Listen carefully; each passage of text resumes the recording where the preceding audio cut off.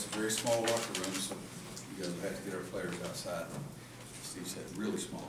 But, I could care less if it could be the size of the phone booth right now, because the last 27 minutes of the game, I thought we were pretty doggone good.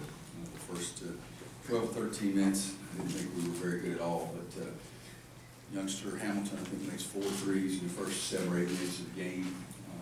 We talked about trying to do a better job of covering 3. We've got to do a better job of it during the game as well. But Brice and Joel, Marcus, Isaiah, Justin, all the guys that got in there did a nice job. We went smaller a little while because of our foul trouble. We played Theo before, and I think that helped us a little bit as well. But foul problems for both teams weren't very good, and I think both of us would like to stay out of foul trouble more than we did today. But second half, again, I thought the second half and the last 6 or 7 minutes of the first half, I thought we were really good. Questions for players?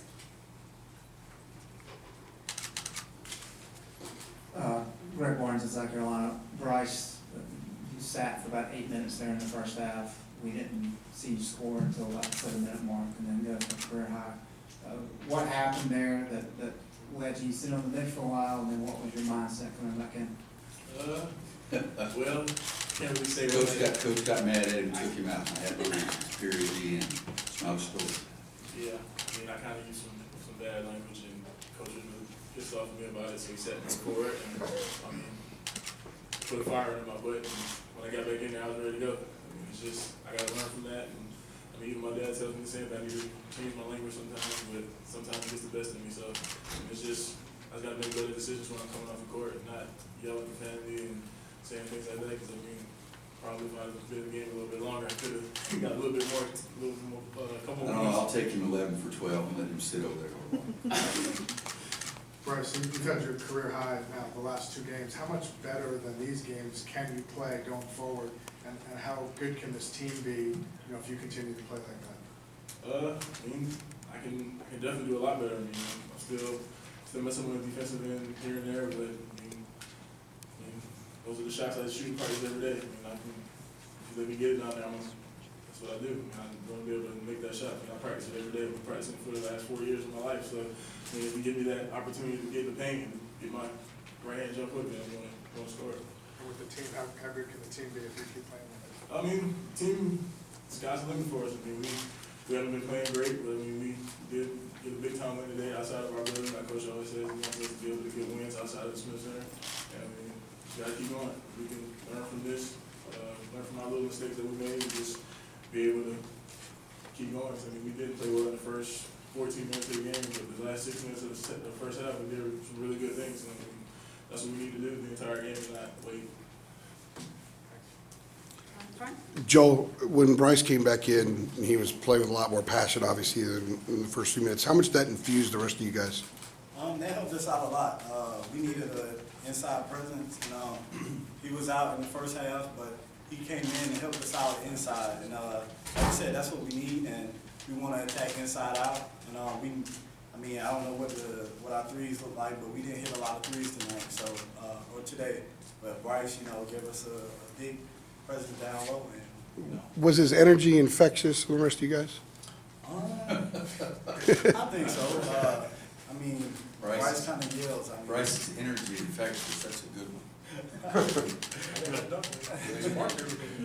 think it does. I think it did, yeah. Zach? I've tried my entire 4 years to give my man more energy. We may have found it. We're coming to Christmas, the league season's, obviously only about a week or a little more away.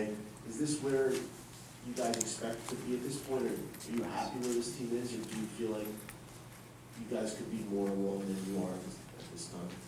I think we could be a little better, but it's a process.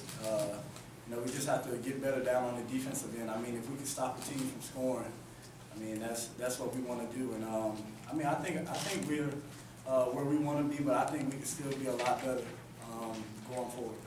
You talk about your defense. That second half is probably what kind of defense you'd like to play. How do you dial it up and play that way consistently? We just gotta do it as a team, I guess. I mean, everyone has to take their individual role and be responsible for what they're doing. You know, whether it's Brice, whether it's me, whether it's Marcus or Justin, we just have to come together as a team and just sit down defensively. Brice, when you were on the bench during that stretch in the first half, UCLA was kind of in control at that point. What was going through your mind as you were just sitting there waiting to go back in and watching? I was wondering if I was gonna get back in the game. I mean, this coach told me, he said, hey, you go sit at the end of the bench, but if you say anything else, you can go to the locker room. I said, oh, I'm not gonna say anything, so I'm just gonna sit here. So I was worried if I was gonna get back in there, because he looked past me about 4 times in the rotation. But I mean, they did take control of the game, but I knew if I got another chance to go in there, I was gonna be able to do what I needed to do. I mean, I wasn't gonna hold back, and I'm not gonna regret not just giving a second chance. I mean, I did mess up in the beginning of the game. I mean, I gotta stop doing stuff like that. Dana and then Greg. Roy, as you were talking about Brice and his energy level, how much of just finding a consistent motor, not just for him, but for the entire team, is the solution for this team going forward? Well, I think, I get on Brice and Kennedy more than anybody else, there's no question about that, because of their energy level. I think that the rest of the guys do a better job of getting it up pretty high. Brice and Kennedy do it in moments, and I'm definitely not telling you guys anything that I haven't told them, so they've got to get it up there. And then I think that it does, when Brice does something, shows some effort, comes across the lane, and just gets outside the lane and draws a charge or deflects a shot, the rest of the defense gets so much better because he has the ability to block some shots. Kennedy has some ability to do some things as well. So those two are the main ones, and yet I do think that Brice's energy level was so much better in the second half. I mean, I almost hugged him and kissed him one time, and I realized who it was. But you got to do that on a more consistent basis, and if we can get that out of them, I feel pretty doggone good about Joel and Nate and Justin and Marcus, with that intensity level getting it up there. But those two guys are so important to us, and they need to get it up there as well. I didn't think very long about that, though. For Joel, did you feel like just the defensive pressure forcing the turnovers is what really turned it around by getting into your fast break that way and using your speed against them? Yes, sir. I think that was one of our strong points today. I just tried to stop my man from scoring. He's a big key to the team, and I just tried to keep the ball out of his hand. And then in the first half, we were able to force a lot of turnovers from our traps and everything, and we work on that in practice. And I think Coach wants us to get to a point where we can run it a little bit more. And today in the first half, we did a great job of that. 24 points off turnovers is a season high for us this year.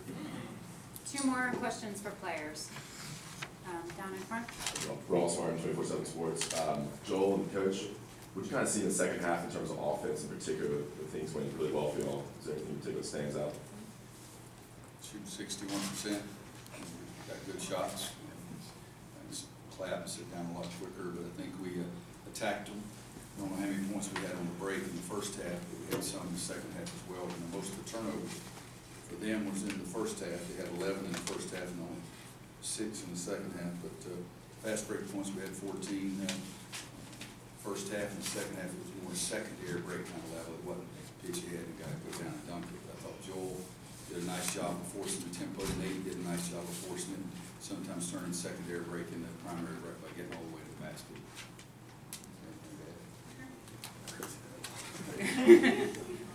All right. Last question in the back. How important was it to start the second half so strongly after pulling even from a big deficit by halftime? We just wanted to keep it going from the last 6 minutes from the first half. I mean, we just wanted to kind of get out on them and just try to take them away from the jump and not give them any confidence to try to stay with us. So it was big for us, and I think it helped us out a lot. I definitely agree with that. All right. Coach, Thank you're you. going to stay with you for a couple more. Again, the North Carolina locker room will be open in about 10 minutes. All right, let's start with question for Coach right here. Bash Steiger, Carolina Blitz. Coach, talk about how important this win is heading into ACC, a tough ACC league play next year. Well, it's important. We've had some marquee games this year. Maryland at home, Texas at Texas. We didn't play very well last weekend.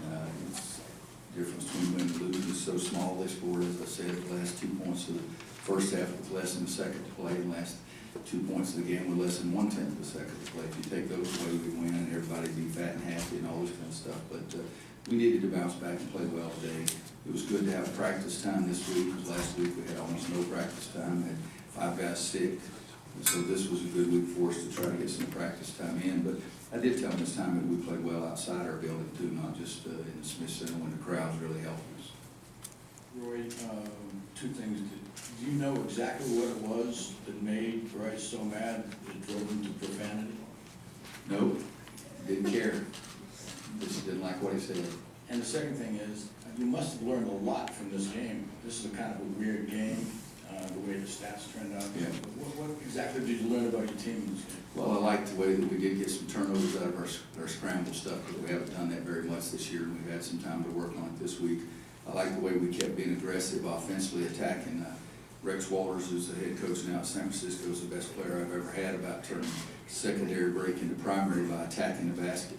And I thought we saw that Joel and Nate both did a better job of that in the second half. And then again, second half we didn't do as many scrambles, because early in the second half, 3 out of 4 of their baskets were on offensive rebounds. And so we tried to stay straight man to man, and I thought we did a better job of that too. So I think we did get some positive things out of it.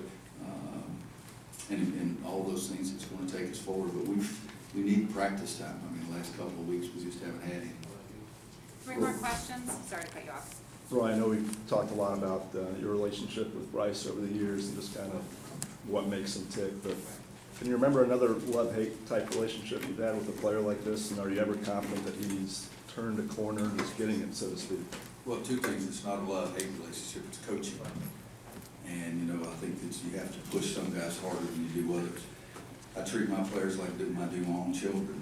I don't ever hate any of my players. I may not like what they did at that moment, but they're still my players, just like Scott and Kimmy are still my kids. But you do have to set an example sometimes. It's not a big thing taking him out. I mean, I just didn't appreciate that, and we're not going to be like that. But with Brice, it is a 24-hour job, trying to push him every day to get his intensity level up there where it needs to be.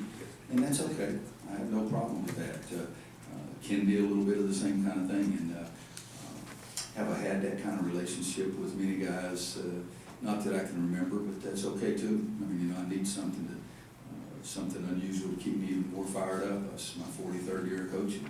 I need to have some Brice Johnsons.